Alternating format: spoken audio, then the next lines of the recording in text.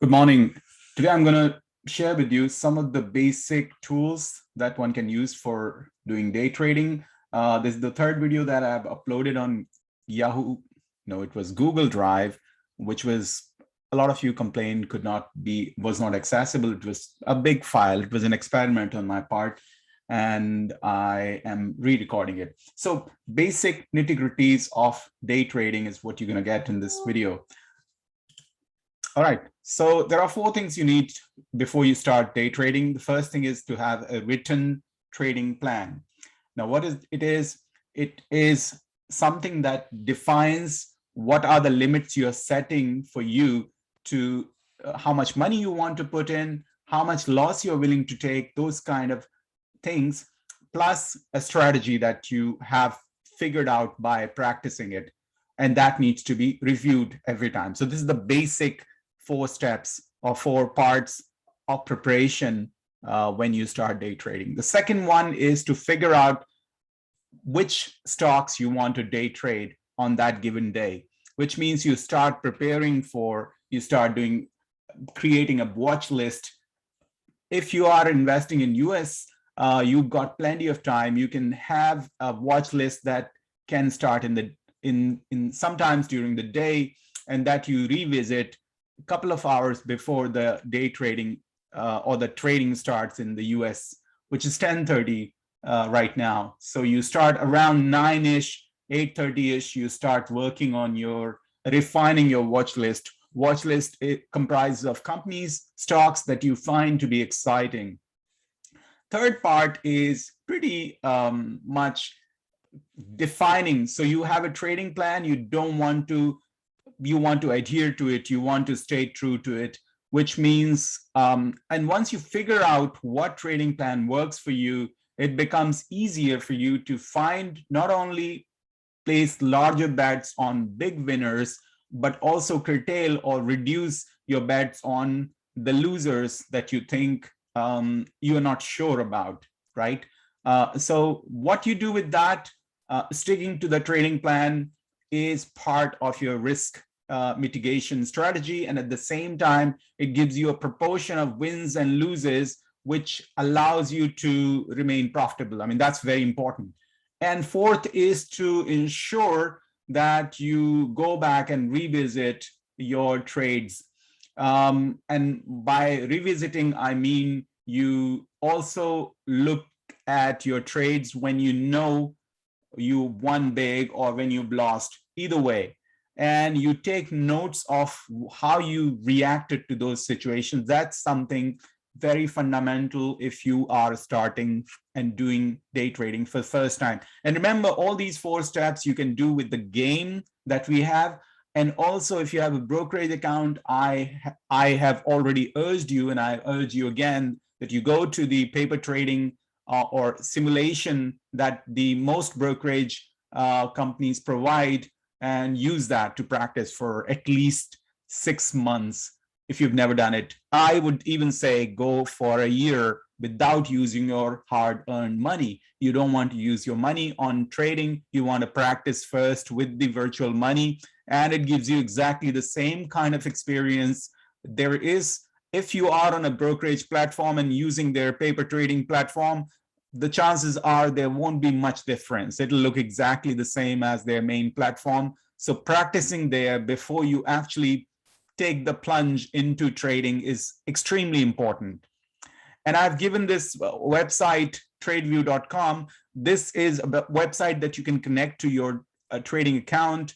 In the sense, your trades can be exported to this website, and there you can keep them, record of them, and you can visit anytime you like, and you can put the notes as to and what according to you was the reason why you win big, why you lost a lot, right? Keeping that kind of note helps. I have my notes going back almost 6 years, and they are really helpful because you can really sort them, you can easily find them. There's a free account, there's a paid account. I think free account, the basic account is good enough to start, right? Then the second question that often comes to one of the basic questions, which is about whether to trade using cash or to use margin. Now, cash account, straightforward. Your money that you keep with your brokerage account, in your brokerage account, you can use to settle your trade. And typically it takes 2 days to settle trade. So there is nothing nothing to know about it. Margin buy, on the other hand, is the account which allows you to borrow from your broker. And this enhances your trade bets. So typically, most brokerage firms give you anything between 2 times of your cash account to 6 times. What I mean by that, if it's a 6x margin, if your broker provides you with 6x margin, that means if you put 100,000 on your account, you get to trade 600,000. And this gives you a much bigger range to not only it enhances your wins, but please remember this also creates risks. But most day trader, they like more margin, because if you are starting, for instance, if you're starting with $500, you can easily, it gives you like 3,000 to 4,000, depending on if 6x, 8x. There are different brokerage firms that give you different margin, but also there are issues of jurisdictional issues. If you are in US, if you are brokering, if you're using a brokerage that is based in US, then there are stricter limits. You can't use margin unless you put a certain amount of money with the account. So all those things are important. Now, the frequently asked question number 2 is when to trade. And it's very straightforward. If you are day trading, it's the time when there is high volume, there is high liquidity, high buying and selling, high demand, right? High interest in the market among investors. And that is at the time when the market opens, right? So if it's New York Stock Exchange, you want to start at 10:30 in Japan times. And in case of Tokyo Stock Exchange for Japanese stocks, you've got these times, right? So early morning, 9 to 10:30-ish, there is a lot of volume you see in Tokyo Stock Exchange. And that applies to any other market as well, right? So you want to go in as early as possible and take advantage and exit as you reach your target, right? That's the thing. So early trading, starting trade when the market opens, allows you to reduce or minimize your risk. And the reason for that is when you buy something and you think it's going south, there is the risk that's appearing. You want to exit as soon as possible. And in many cases, if there is not enough liquidity, if there is not enough demand, then what happens? You have your selling trade gets fulfilled after a while, and that means the prices further dropped and your losses increase. So if you are buying and selling early morning, there is ample demand as compared to rest of the day. That ensures that your trade would be filled at a much greater speed. Let's talk about the trading costs that you have to be wary of. The most basic, understandable is your setup risk, setup cost, right? You put hardwares and softwares. There are many services and softwares that I'll introduce you during this video. And they have both paid and free version. And initially, I would recommend using free version till you feel comfortable, and then you need extra information. You want to use that information. In the beginning, you actually don't need a lot of that information. You just want to minimize and simplify your process. So setup cost, hardware, I have said it probably, maybe in that video that you can access to. Hardware should be any normal gaming computer would do, which means you have higher RAM that allows you to process your trades at a greater speed. That's important. The second one is broker's commission. It seems to be a no-brainer, considering there are so many brokers that are giving you zero commission trading platform. And I have a different opinion. I think it's fine to pay brokers commission because there is no free lunch, as we say in economics, and that applies to trading, world of trading and investment as well. So it's fine to pay commissions, but you have to understand how commissions are charged. The third one is the price that you get, and that price is not the same at every brokerage. Every brokerage will give you different price. This is quite interesting. It's almost like going and shopping for a, let's say, a toothpaste, and you go to all different stores and they all give you a different price for the same product. And that applies to stocks also. So you want to ensure, as this bid and ask spread, you have the definition of bid and ask at the bottom of the slide. As this spread decreases, you get better price, and this spread is the profit of the person who's selling that stock to you. Typically, a big, large trader, a big, large dealer in that stock. And so this is an implicit cost which you don't see unless you try out a few brokerage companies. You can also go to online chat rooms where you can ask people about this. So there are a lot of resources available, a lot of support groups that are available online for those who are starting out, but you should take any advice with a pinch of salt, again, because it's your own money. So by doing paper trading, it allows you that breathing space, which is great, really.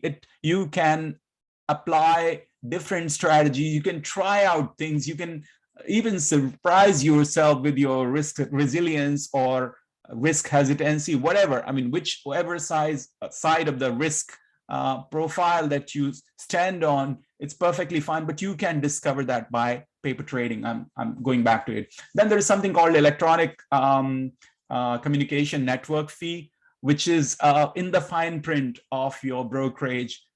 So you want to ensure also if it's not too high. If you're day trading, that it is usually a fixed amount that they charge for a period. Make sure you know what it is.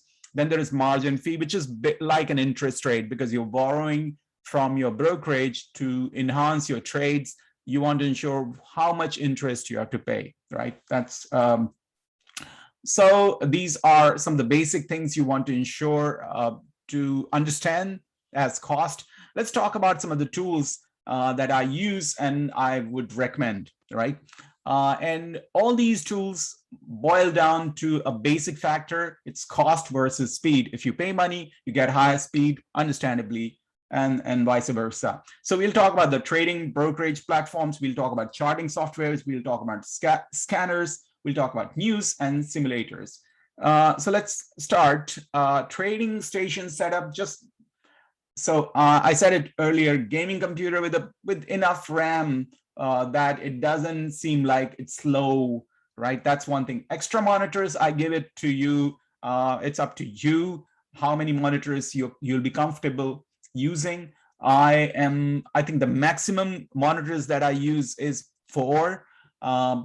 Anything more than 4, I know people who use 6, 10 even, and that's too much because I can't keep my eye or focus on more than 3 extra monitors. So initially you can just go with 1 monitor, but these monitors these days are extremely cheap, which you can just even fix to your laptop. There are those Asus, which comes to about 10,000, 15,000 yen, depends. I mean, they are extremely cheap. So if you go further down on that road, on this road, you should start using something like what I'm, and it's fairly simple to use. There is a lot of tutorials, and most of these companies, they have tutorials to how to set it up. Extremely simple. Sandboxing is, and the software hygiene are 2 things which are connected. What I do is I use a dedicated computer for trading, which means there is no other browsing activities that I do, just to ensure, excuse me, just to ensure there is nothing malicious that comes from internet. That's an important thing, right? Even though I'm not expecting, as a small trader, I'm not expecting somebody's going to make an audacious attempt to hack me. but still, just for ensuring the speed and integrity of the system, I ensure certain kind of hygiene. High-speed internet is a given. There shouldn't be any surprise there. Then you need certain softwares, you need trading platform. There are trading platforms that come from outside the brokerages. So if you're like me, if you're using multiple brokerages, I use 5 of them. Then having one dedicated trading platform allows you to switch between those. Otherwise, you can use trading platform of an individual broker. There's nothing wrong with it. Then there are charting softwares and scanners. I'm going to give you a little more details. Coming back to the brokers, there are certain characteristics that you have to look for in your broker. I will give you a list of them that seems to be fine. I've tested them, but the list is ever increasing. There is so much demand. There is so much competition in this sector. So the most important factor when you are deciding a broker is the speed of execution. You want to ensure you have a fast broker. And one of the criteria for selecting that is whether or not they have what is called DMA, direct market access, which means the broker directly settles your order with the dealer. There's no intermediary. And you understandably, you will understand that allows for a faster execution of your trade. So DMA is absolutely essential. Then you also want on their platform that they have hotkeys inbuilt in the system.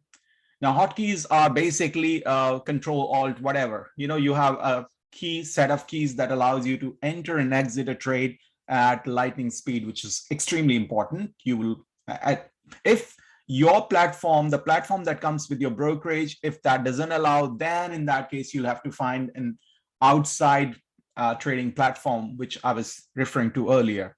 But typically, I think most of the known places, most of the known big brokers, their platform is capable of,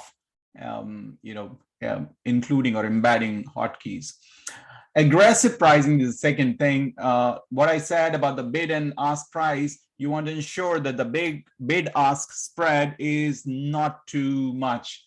And that allows you to get the best prices possible for the same stock. You're looking at, let's say, Apple, and you would find different brokerage firms give different prices, and you want to ensure you get the best price, the lowest price if you're buying, and the highest price if you're selling, and that comes from the brokerage that are not taking too much profit from the price spread.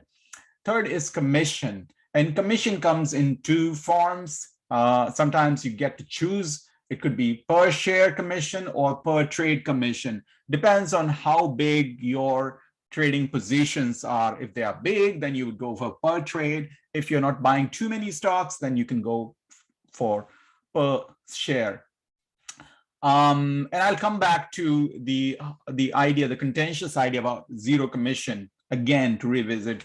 I've already said the electronic communication network fee and the margin fee are something to consider. Then you want to, the fifth point is, I've highlighted it, is platform stability. You want to ensure, and that's what you do when you're trading, paper trading on that platform. That allows you to test it for the bugs, and if it hangs at critical moments when there is a lot of liquidity, a lot of trade, especially in the early morning, when the market opens. I mean to say, if you're trading obviously in US market, early morning is not something you would expect to use in that case. So platform stability is extremely, extremely important. And there have been cases, though personally I've never experienced it, but this could be an issue. You want to settle it, resolve it. Sixth is, if you are not happy only trading, let's say, stocks and mutual funds, and you want to do a lot of derivatives and a lot of different sort of securities, then you will need probably a specialized broker that gives you a much broader range of products than what typically is available. So that is something I don't think you need to worry about it right now. Once you figure it out, the whole trading, the world of trading, day trading, swing trading, positional trading and investment, then you figure out what to do. So right now we are focusing on trading. And I've said that earlier also. I think next couple of videos I will still be on trading. And after that, we'll move to investment, which is for the long term, right? And which is based on the fundamentals of the company. Let's come back to a few more characteristics of a good broker. You want to invest in different markets. There are different opportunities available at different point of time. So access to international market is great. Sometimes customer service, having a good customer service does not hurt, because I've seen some people, their trades are not processed and the money from the account disappears. It happens, but it gets resolved in most cases. But if there is a good customer service, you get the peace of mind instantly. So that's something. And increasingly, what happened from last year, 2020, there is a whole surge in day trading. So many people have jumped on this, hopped on this bandwagon. And as a result, there are a lot of new brokers that have come online, and they are trying to attract as many new traders as possible. So they are offering a lot of incentives, which means you'll get some money in your account to begin with, right? They put $500 or $100 on your account when you start. You get that for free, right? So there are a lot of those things that are happening to attract, because this the way these companies are valued these days is by the number of users. So this is a very different kind of world.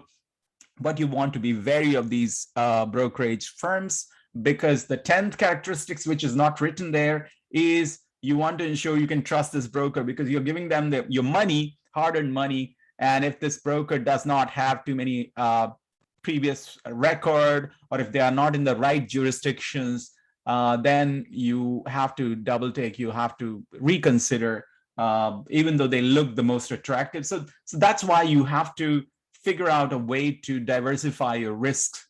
I want to share some of the brokers that I use, some of the brokers that I think are good. I've heard from different places. CMEG and Lightspeed are amazing. And as I said, you need to have certain amount of money with them to begin with. With Lightspeed, you need $10,000. And with CMEG, you get 6 times the trade margin. Trade Zero and Trade Station are other, and Speed Trader. So these are the ones that I'm using. The one in the blue I've used for the longest period of time. And then there is Interactive Brokers and TD Ameritrade. So these are the 4 in the blue are the ones that I regularly use. And then there are once in a while I change, I try, I test. So if you are, and there are limitations as to who can sign up for them. So you want to test that, and those conditions are changing all the time. So I'm not gonna give you any straightforward. All I can say is TD Ameritrade, an American brokerage firm, has an amazing trading platform. It's called Thinkorswim. It's highly intuitive, highly recommended to try it out. But if you're not in the US, if you don't have a bank account there, then it could be problematic. Interactive Brokers is great for irrespective of where you come from. So some of the brokers that I think are good, but I'm sure, and all of these brokers have good reputation, I would say. Some of these, like CMEG, are they give you higher margin, but higher margin, again, I want to remind you, it comes with the cost. Now, often asked question is Robinhood, which has become extremely popular, even though not everybody outside US can use it. So probably for a lot of us, it could be a moot point, but I just want to bring this to your attention so you can make your judgment when you're looking for a brokerage that gives you commission-free trading platform.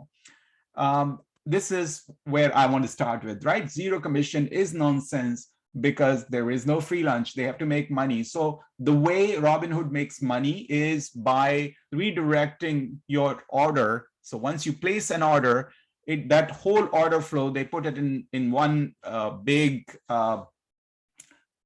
chunk, and then they send it to a market maker called huge market maker called Citadel. So Citadel pays them money for that data, and Citadel is a market maker. So they basically decides they help in pricing these stocks, right? So because it goes through a third party in the middle, there's nothing illegal about it. It's perfectly legal in the US jurisdiction, but it obviously takes longer time. That means you get worst prices. The prices at which you want to buy, they tend to be higher, and the prices at which you sell, they are typically lower. So it's not a platform for day trading. But mind you, if you are an investor, I would not really say anything. It's perfectly fine, because when you are an investor and thinking about the long term, putting your money aside, then Robinhood is pretty sweet, because then the speed is not an issue. And they've done their IPO. It's become a public company in US. So I mean, for investment, there's no problem. For day trading, this is not the right platform, is what I say, right? Because slow trade will kill your day trade. Okay, so let's come to some of the key charting platforms that I think are extremely good. So I said it already, TD Ameritrade comes with an excellent inbuilt charting platform, and so is Interactive Brokers and some others. There are free charting softwares that are available. Charts are essential for understanding the anatomy of the market at any given point of time. So some of these I used to use all of them. I use them in my classes, but I don't use them for my trades. These charting platforms, they are free, they're good, and most of them are real time. That's a good thing. But I use this charting software called eSignal, and it is faster. One thing is faster, and it has all the tools that are used by the professionals, like big guys on the Wall Street, hedge funds. And so there's something called TAS, which is an information analytical tool, and that comes inbuilt in eSignal. So it's expensive for a retail trader, but it allows you to be on par with the professionals. So once you have your game done, I would recommend, it gives you an edge over the rest of the market in terms of the kind of analytics that you get, in terms of the AI-driven analytics that you get. It is worth, but not in the beginning, definitely not in the beginning. So maybe in the second year or third year, you might want to transition into a charting platform, a paid charting platform that gives you an edge, not in the beginning. Then the scanners. Scanners are really important. These are the ones that create your list, your trading list for the day, right? Anytime you're looking for which stocks to invest in, you don't go with the guts. You don't go with the news, because news is in any way too late to day trade. The big guys, the machines, have already taken advantage of any information that came out of those news